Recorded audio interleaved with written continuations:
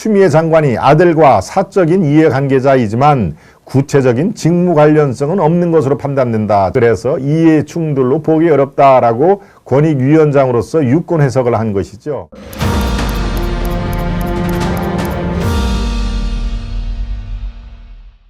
경찰이 본격적으로 수사를 한 것은 이 석연치 않은 것을 들여다보겠다.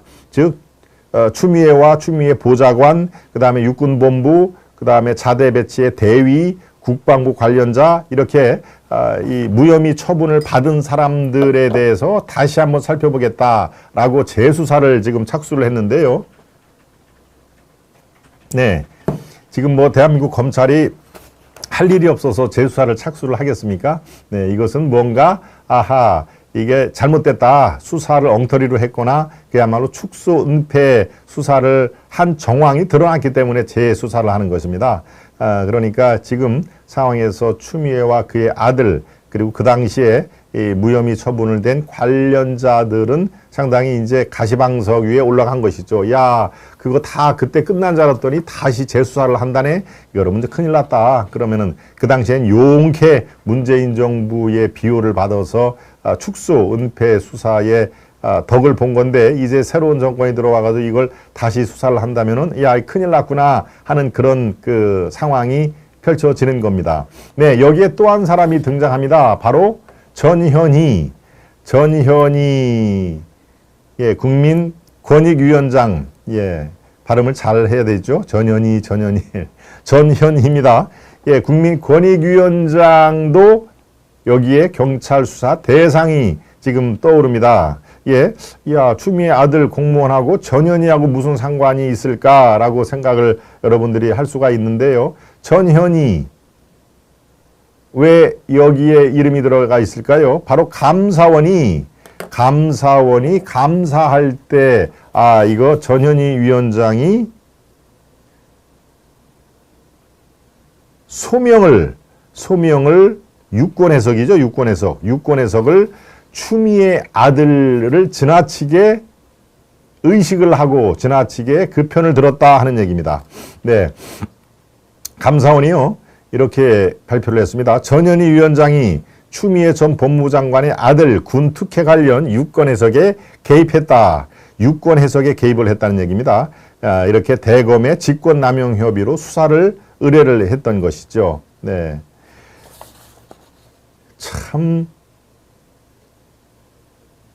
전현희 권익위원장, 예, 유권 해석을 어떻게 얘기를 했나요?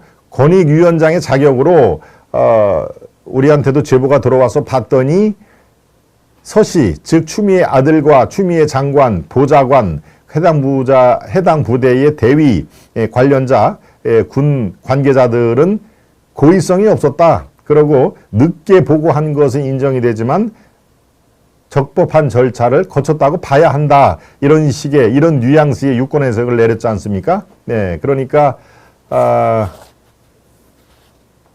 권익위의 정확한 워딩이 필요하군요. 예, 이렇게 얘기를 했습니다. 추미애 장관이 아들과 사적인 이해관계자이지만 구체적인 직무 관련성은 없는 것으로 판단된다. 즉 국방부 장관, 아닙니다. 법무부 장관이죠. 법무부 장관이란 직위를 이용해서 자기 아들을 그렇게 20여일 동안이나 휴가를 쓰게 하고 남들 가기도 어려운 그 국군 통합병원에 입원을 시키고 하는 직무 관련성의 증거는 없다. 예, 심정은 가지만 증거는 없다라고 하는 그런 취지로 얘기를 했습니다. 검찰의 현직 법무부 장관 자녀 수소는 그래서 이해 충돌로 보기 어렵다라고 권익위원장으로서 유권 해석을 한 것이죠. 네. 그러니까 지금 저렇게 전현희가 경찰의 수사 발표를 앞두고 손을 들어준 겁니다. 추미애. 그러니까 감사원에서 저건 잘못됐다라고 얘기를 한 것이고요. 실제로 대검에서 들여다보니 이거는 전현희가 추미애를 확실하게 봐주기 위해서 저런 유권 해석을 했다라고 그렇게 이 검찰의 불기소 처분을 근거 없음으로 본 것이죠. 네. 동부지검에서 혐의 없음, 예, 무혐의 처분을 낸 거에 대해서 이거는 누가 봐도 문제가 있다. 그리고 그것을 자세히 살펴보니 추미애와 추미애 아들 이것이 위법한 그런 그 사안임에 틀림없다라고 하는 증빙을 가지고 시작을 하는 겁니다. 그러니까 대검에서 이 재수사 지시를 내릴 수가 있는 것이죠. 자, 상황이 이렇게 되면은 추미애와 추미애 아들, 그다음에 국방부, 또 소속 부대의 이 기관장, 또 국군 병원 이런 사람들이 지금 줄줄이 지금 조사를 받게 생겼고요. 이미 착수가 돼 있으니까요. 조사뿐만이 아니라 대검에서 이 재수사 명령은 뭔가 확실한 그 제보라든가 물증, 증언을 가지고 있지 않는 상황에서는 재수사 명령을 내릴 수가 없는 상황입니다. 이를 감안을 하면은 글쎄요, 여러 사람이 또 다치겠네요. 네. 거기에 추미애 또 추미애 아들까지 포함이 될지 이것은 사안을 좀 지켜봐야 되겠습니다만은 아마 관련돼서 혐의 없음을 이끌어낸 당시의 관련자들은 줄줄이 또 이 검찰의 그 수사망에 피해가지를 못할 가능성이 있습니다. 예, 그 어떤 무게의 죄를 지었는지 이제 그들이 가슴에 손을 얹고 그 당시에 내가 이렇게 했는데 용케도 2년 전에는 잘 빠져나갔는데 이제는 힘들 것 같다 하는 그런 내용으로 아마 이해를 아주 가시밭길일 겁니다. 네. 그 당시에 나왔던 뭐 많은 증인들이 있음에도 불구하고 혐의 없음으로 얘기를 한 동부지검 그 당시에 동부지검장 또 1차장 검사, 2차장 검사, 또 담당 검사 이렇게 기본적으로 4사람은 이 엉터리 수사, 축소, 은폐 수사에 대해서 피해갈 수 없는 상황이 된 상황이죠. 그리고 전현희 지금 뭐 국민권익위원장의 벌써 정권 출범한 지가 뭐 반년이 6개월이 훨씬 지났습니다만 아주 꿋꿋이 버티고 있죠.